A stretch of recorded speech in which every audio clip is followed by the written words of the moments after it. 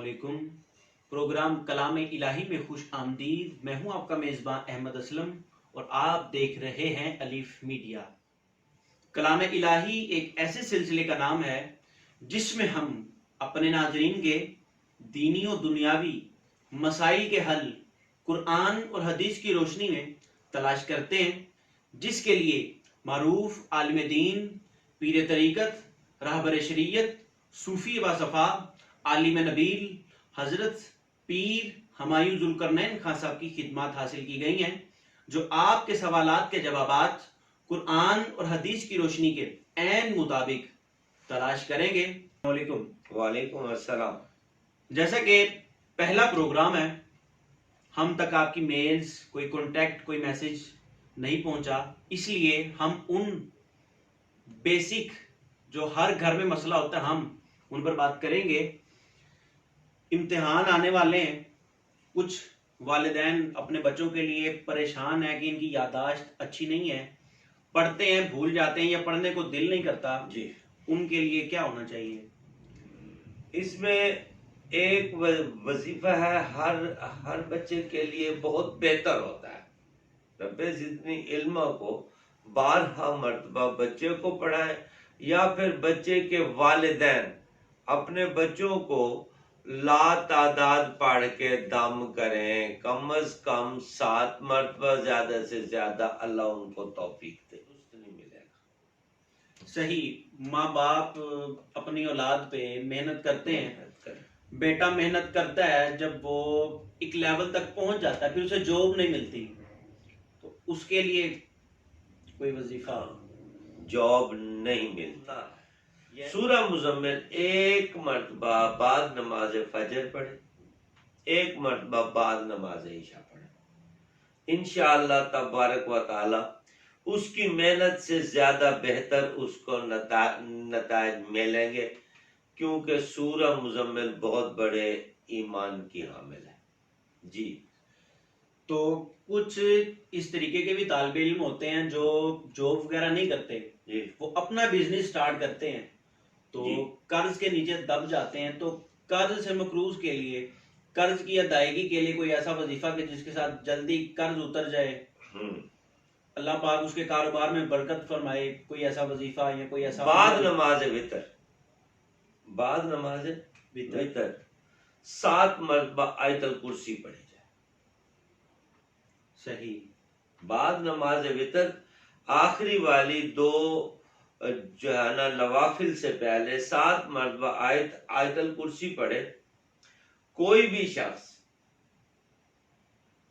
تو انشاءاللہ تبارک و تعالی وہ اندرونی بیرونی سازشوں سے اور اس طرح کے عوامل سے کہ اس کا تالا اس کا کام نہیں کرتا، وہ شخص اگر دکان کو کسی بھی طرح سے چھوڑ کے بھی آئے تو انشاءاللہ تبارک و تعالی آیت الکرسی بہت بڑی حفاظت بھی کرتی ہے اور فراہمی رزق کا باعث بھی ہے۔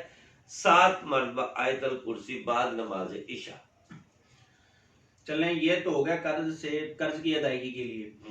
اب وہ کاروبار شروع کر لیتا ہے، جی، ہمارے معاشرے کی کچھ نظر اس طریقے کی ہے کہ دیکھنے والے کو بھی اکثر ایسا ہوتا ہے، حسد کی نگاہ سے دیکھتے ہیں یا نظر بد لگ جاتی ہے، تو اس کو بری نظر سے بچنے کے لیے کوئی ایسا وظیفہ۔ ہاں جی، ہاں جی، ہاں جی، جیسے ہی اپنا کاروبار پہ پہنچے نا تو تالا کھولتے ہی اپنے کاروبار کو یا کہیں بھی جاب کرتا ہے وہاں پہنچتے ہی نا کوئی شخص نہیں بھی ملتا تو السلام علیکم کہے۔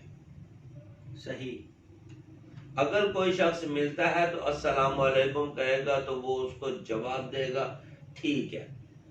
اگر فرض کرو اس کی دکان بند ہے، اس نے بند دکان کا تالا کھولا ہے، جیسے ہی دروازہ کھولا ہے تو وہ السلام علیکم کہے گا، پھر 3 مرتبہ درود شریف پڑھے گا، صحیح، پھر 7 مرتبہ جو ہے نا وہ شخص قل هو اللہ احد اللہ الصمد لم یلد ولم یولد ولم یکن له کفوا احد، اس کو 7 مرتبہ تلاوت کر لے۔ جیسے ہی وہ اس کو تلاوت کر لے گا وہ اپنے کام کو شروع کر دے. انشاءاللہ تبارک و تعالی وہ شخص کامیاب ہوگا. اس شخص کی کامیابی میں ایک سب سے بڑا عمل یہ ہے، جب وہ اپنے گھر آئے سلام میں پہل کرے، السلام علیکم کہنے میں پہل کرے. دوستوں میں ملے السلام علیکم کہنے میں پہل کرے. انشاءاللہ تبارک و تعالی کسی بھی اس طرح کا عمل رکھنے والے بندے کے رزق کی ضمانت میرے آقا حضرت محمد صلی اللہ علیہ وآلہ وسلم نے دی ہے. جہاں وہ ضمانت دیتے ہیں وہاں کون آ سکتا ہے. ویسے تو حضرت شیخ سعدی شیرازی رحمۃ اللہ علیہ آپ کا بھی ایک بہت بڑا قول ہے. جی آپ نے یہ فرمایا کہ جتنا لگاؤ انسان کو رزق سے ہے نا، جی اگر اتنا لگاؤ رزق دینے والے سے ہوتا تو آج اس کا مقام فرشتوں سے بڑھ کر ہوتا. اب وہی بزنس مین نظر بد سے بھی بچ گیا، جی اس نے کاروبار میں برکت بھی آ گئی. جی تو اب وہ کہہ رہا ہے کہ مجھ میں جو تھوڑی سی میں ہے نا، اس کا کیا ہونا چاہیے؟ استغفر اللہ ربی من کل ذنب واتوب الیہ. اس کو انسان اگر 12 مرتبہ اپنے ذکر میں لائے، اگر وہ یہ نہیں بھی کر سکتا، فرض کرو اس شخص کے پاس اتنا علم نہیں کہ وہ اتنا یاد رکھ سکے، اس کے لیے بہتر اور خوش آہنگ چیز ہے، اور وہ اللہ عز و جل جل شانہ نے اپنی بارگاہ سے بھیجی ہے. اعوذ باللہ من الشیطان الرجیم، اعوذ باللہ من الشیطان الرجیم. بس بسم اللہ الرحمن الرحیم ایک مرتبہ کہہ لے، 7 مرتبہ کم از کم اعوذ باللہ من الشیطان الرجیم پڑھ لیا کرے. انشاءاللہ تبارک و تعالی اس پہ تکبر جیسی بات شامل حال نہیں آئے گی.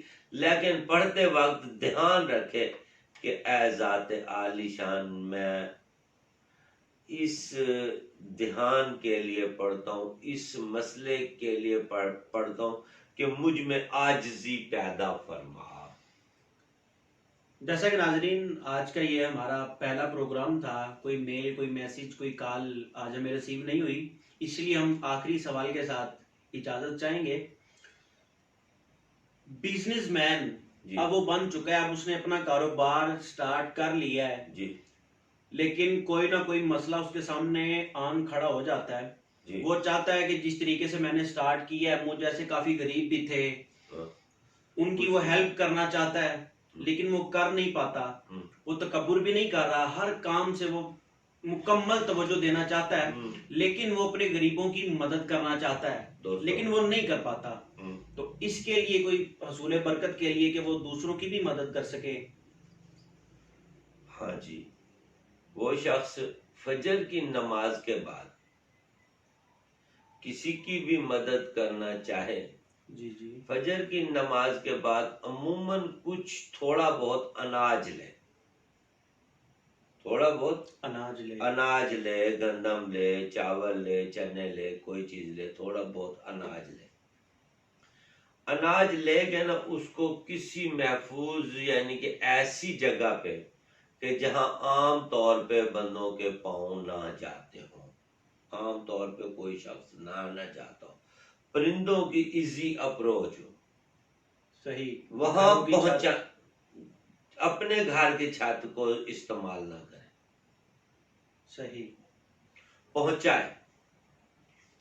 جب وہ ادھر پہنچائے گا نا تو وہ اتنا صاحب توفیق ہوگا اور اس کے دل میں اتنی فراغی آئے گی کہ وہ کسی کے نہ چاہتے ہوئے نہ کہتے ہوئے بھی اس کو مدد پہ پہنچ جائے گا. جب وہ اللہ کی مخلوق کی ہر روز مدد کرنے پہنچے گا نا تھوڑی سی اماؤنٹ میں، جی جی، تو پھر اللہ عز و جل جل شانہ اس کی عادت کو اس قدر وسوخ دیں، اس قدر وسیع کر دیں گے کہ وہ پھر اپنے دوست احباب، بہن بھائی، چھوٹے بڑے، یہ نہیں کہنا کہ وہ بڑا ہے اور وہ چھوٹوں کو دینا چاہتا، نہیں، یہ بات نہیں کہنی. صحیح. وہ ایک کنواں بن جائے گا پانی دینے والا، اس سے بے شک شہنشاہ بھی ہے، اس سے بے شک فقیر بھی ہے، اس سے بے شک شہنشاہ بھی ہے، اس سے بے شک فقیر بھی ہے، اس سے بے شک اپنے بھی ہیں، اس سے بے شک بیگانے بھی ہیں. صحیح. دوست احباب بھی ہوں، سبحان اللہ، بہن بھائی بھی ہوں، ماشاء اللہ.